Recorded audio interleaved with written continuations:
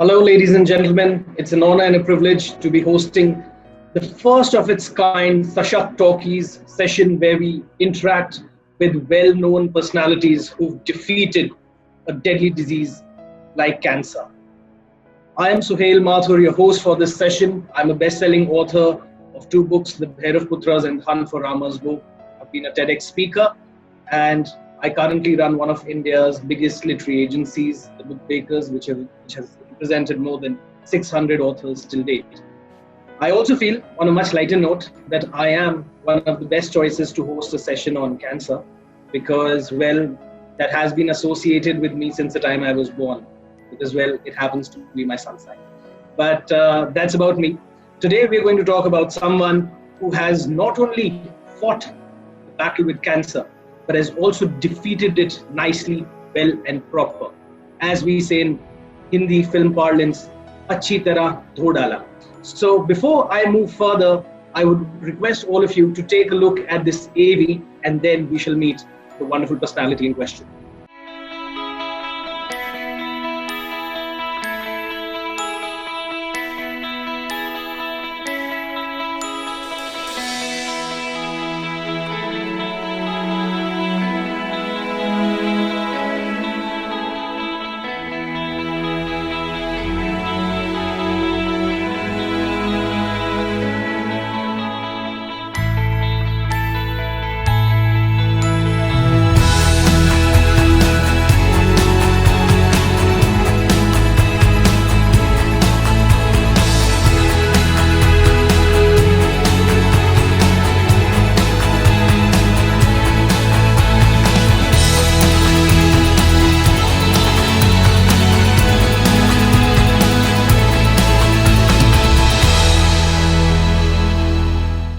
Hi Nidhi, how are you?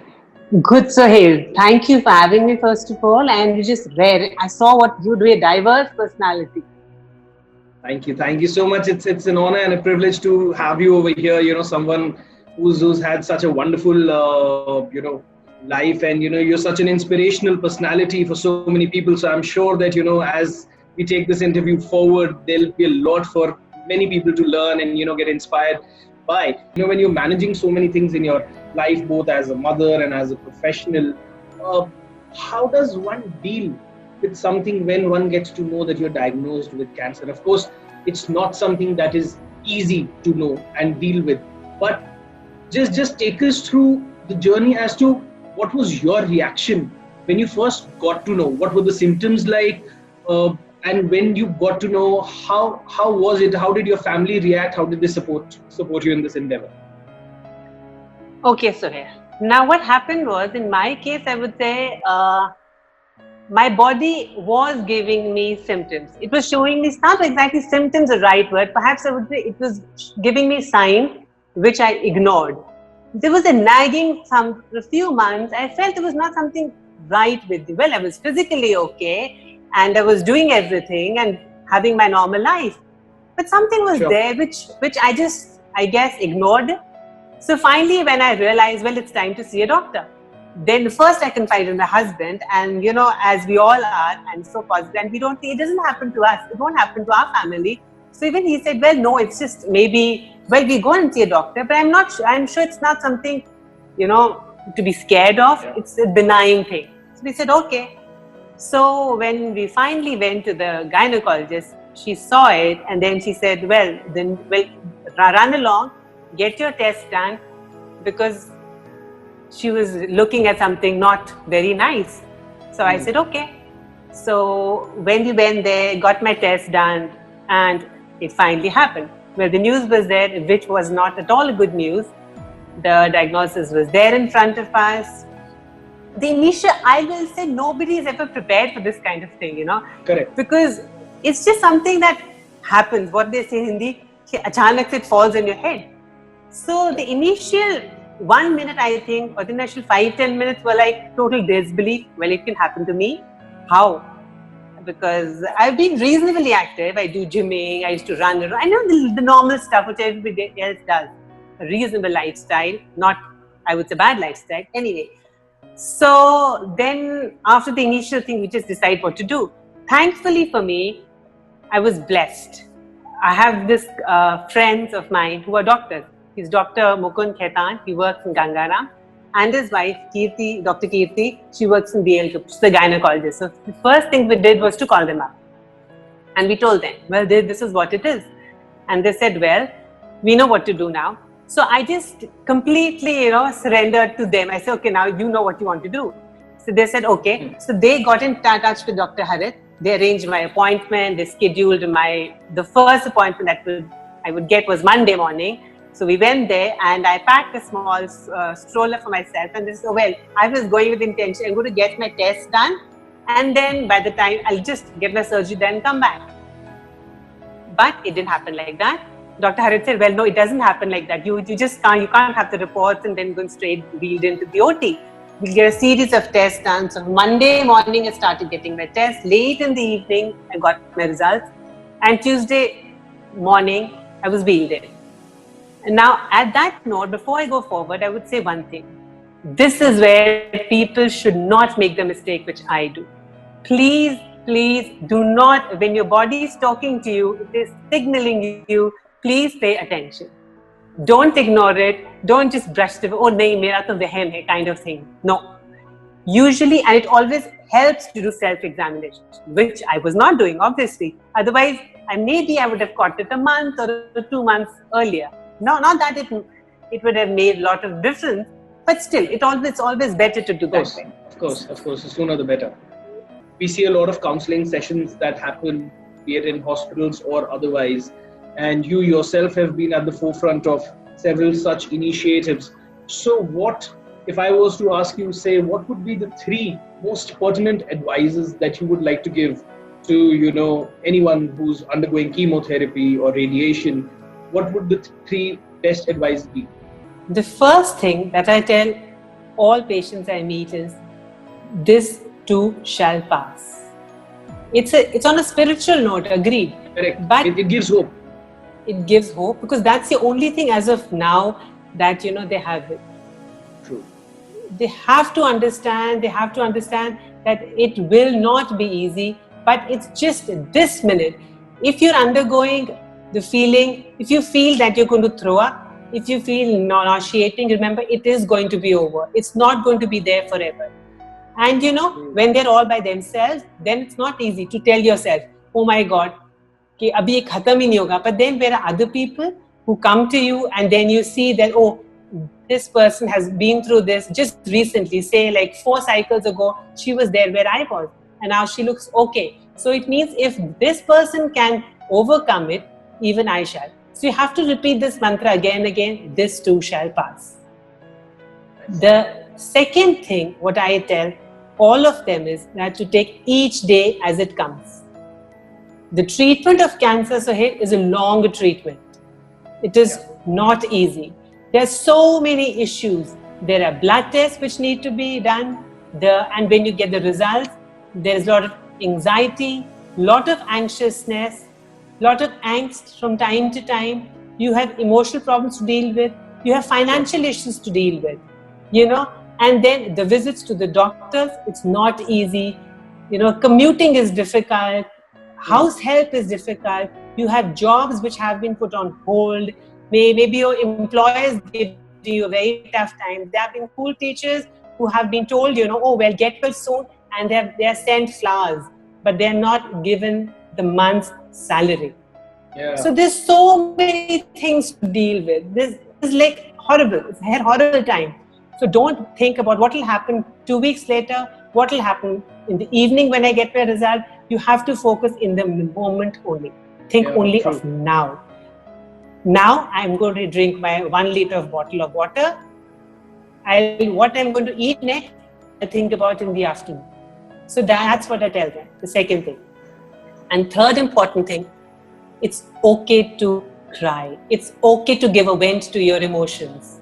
You are going to feel sad. There are going to be times when you're going to cry into your pillow. You're going to cry in the bathroom. You're going to, you will feel that even though your caregivers, your family is doing the best they are, they can't understand you.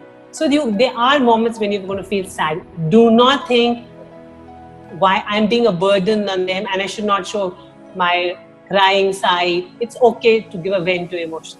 It's all right. Venting out emotion also helps, I believe. So those are three things. Sure.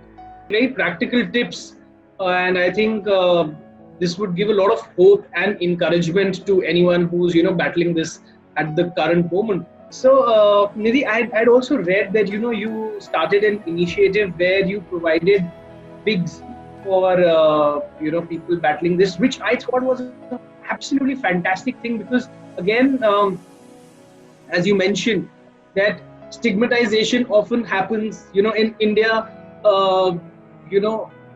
Hairline receding in itself is something that is stigmatized.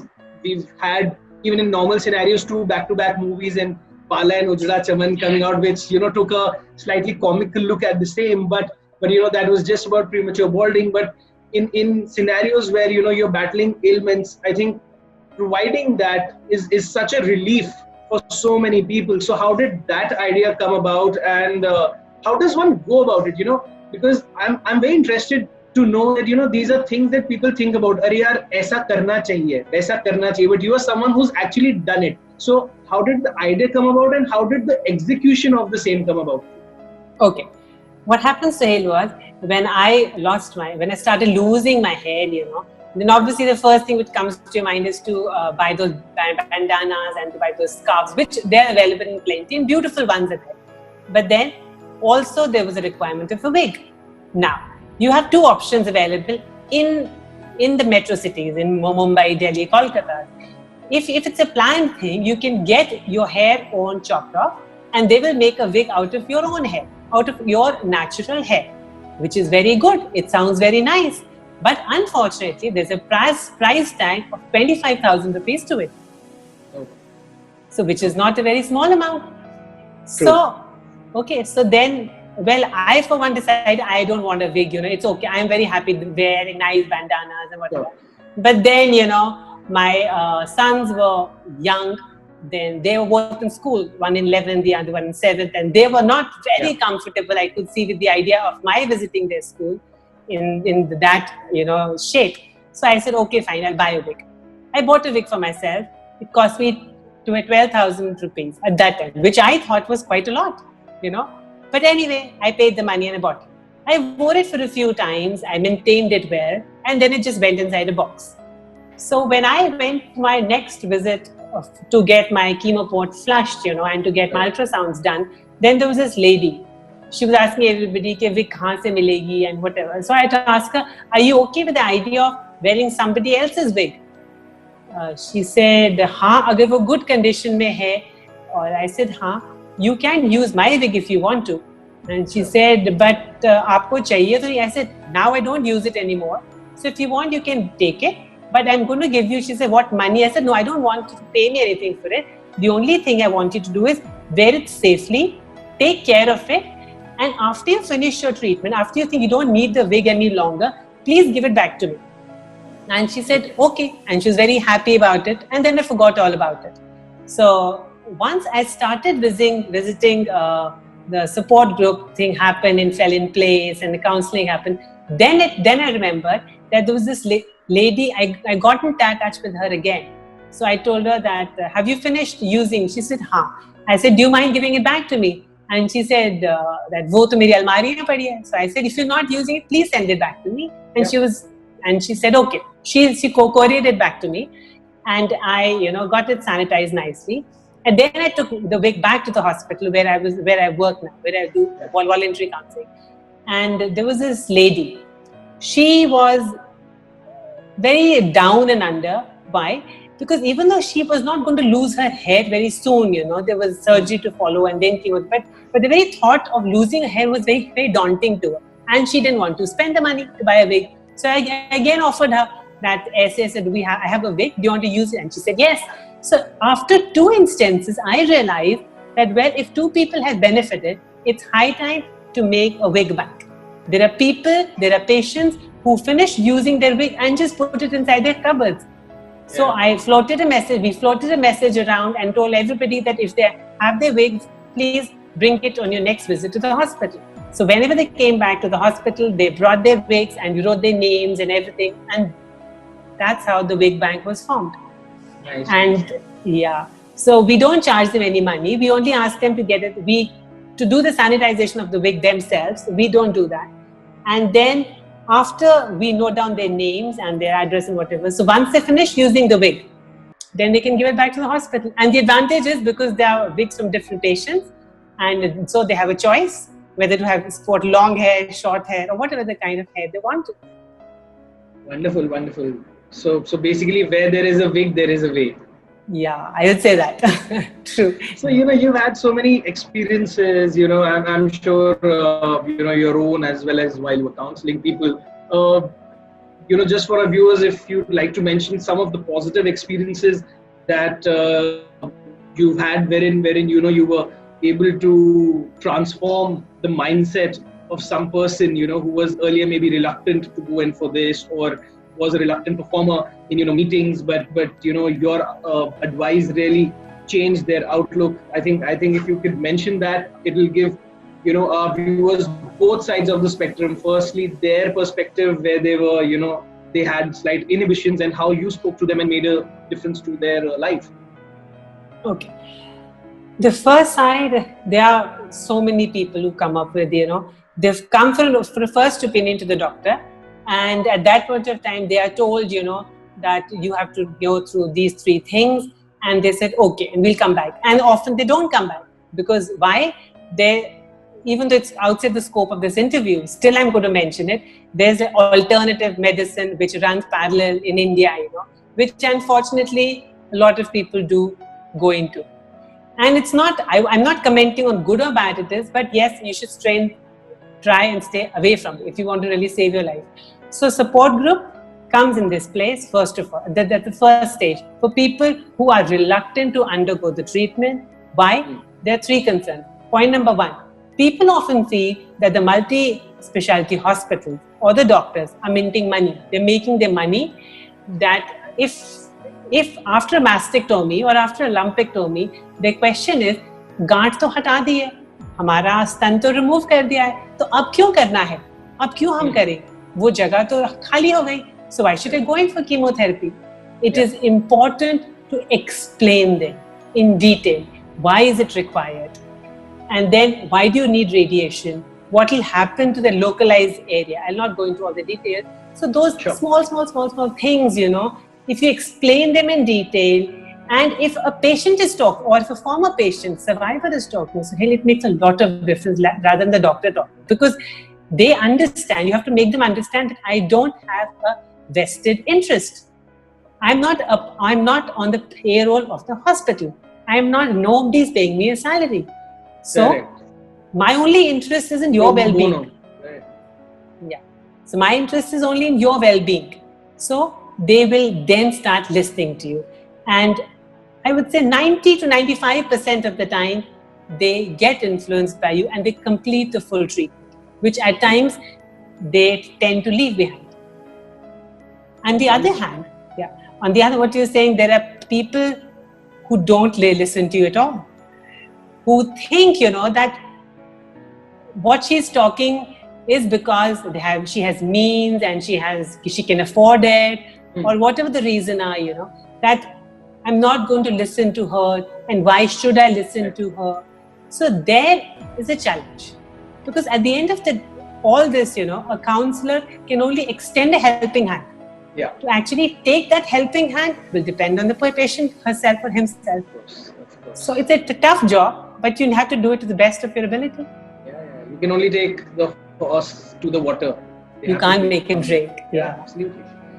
Wonderful. So, I think throughout this interview, I've been asking you about so many interesting initiatives of yours, from, the support group to, starting of these, bigs.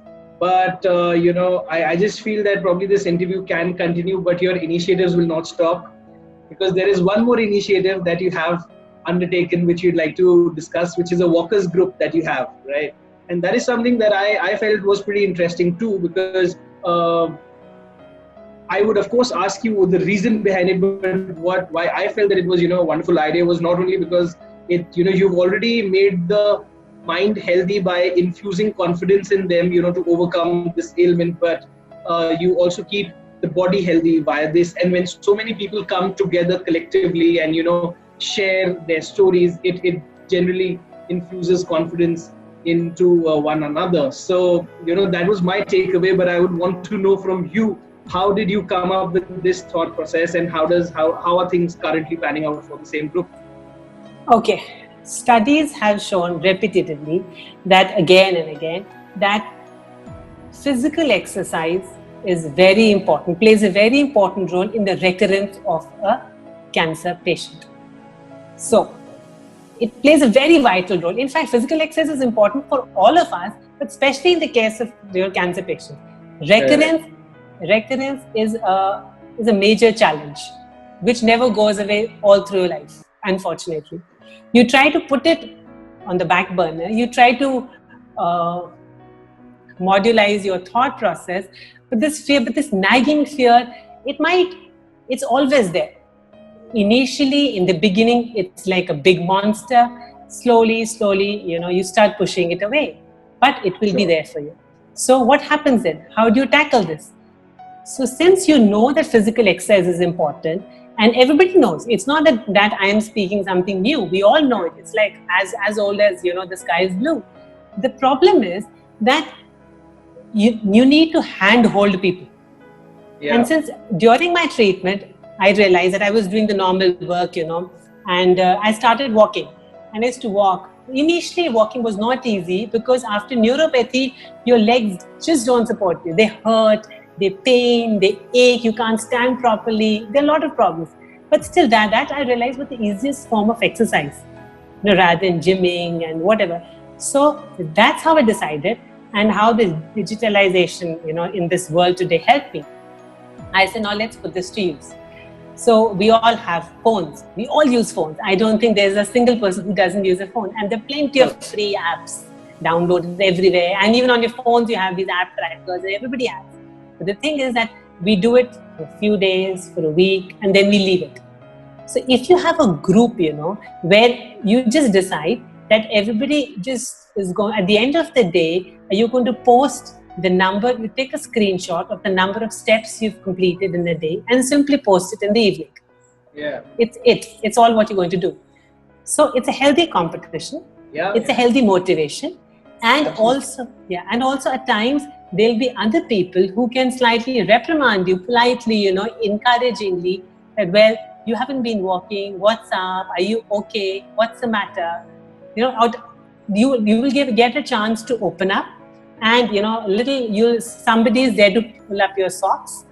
So it's that kind of thing.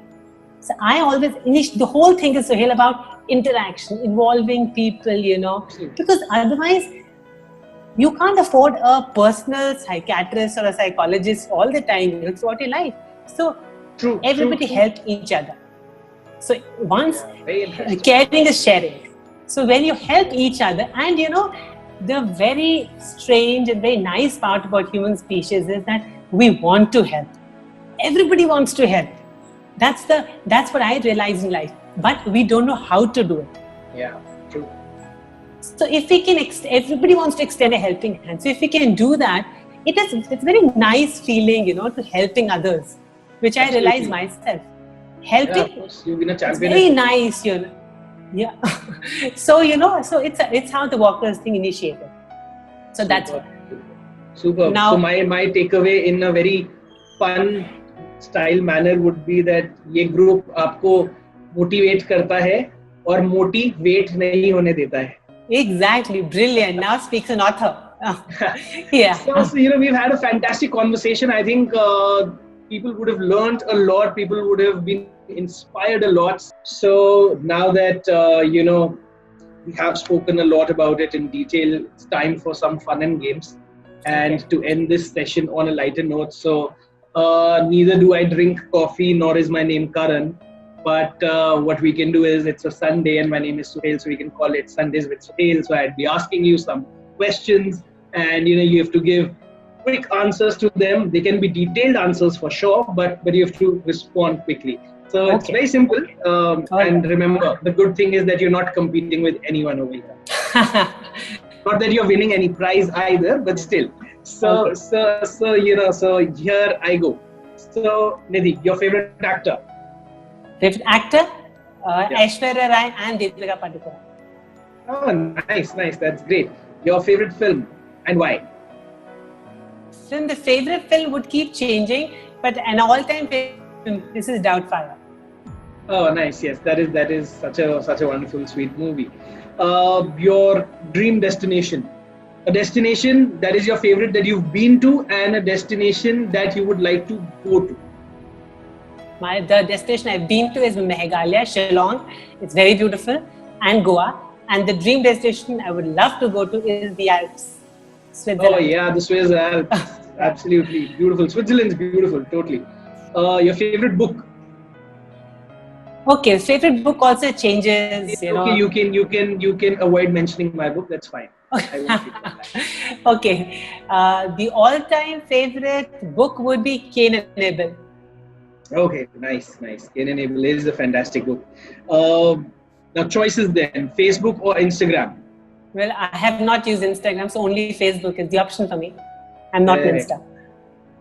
Wonderful. I agree to Facebook for me as well. Craziest thing ever done? High-speed river rafting. Nice, interesting. That would have been quite a ride. So your role model? My role model would be Maya Angelou. Oh, nice. And your most cherished memory? It could be any memory in your life which you could like to mention probably. Well, my brother's wedding in the US, we were there as a family, and then the visit to Orlando with my kids and my husband. Because I am a person who I just love rides, so I guess I always enjoy them. Great. So, and your biggest fear? This is something that I'd love to know for someone who's overcome so many challenges. What would your biggest fear be? My biggest fear, Suhail, is that I should not succumb to my fears. That is my biggest fear. Nice, fantastic. What a response. Penultimate question: favorite way to spend me time? आजकल तो बहुत होगा me time. तो आजकल क्या कर रहे हैं आप? Me time बहुत नहीं. आजकल there's plenty of work to do as well because there's no help, no way, and everybody's at home. So I would still say walking, or like curling up on the bed with my cup of tea and a book. Either or both. Superb. So just before we wrap up, any advice or words of wisdom or a life mantra you'd like to leave our audiences with? Stage is all yours. Okay, thanks, Suhail. 2. First, be happy, stay happy, look at life as half glass full, not half glass empty. And Sure. Second most important thing is be a part of a solution. If you be a part of the solution, your problems are going to go away on their own slowly and gradually. Don't look at the problem. Try and find answers and be a part of it.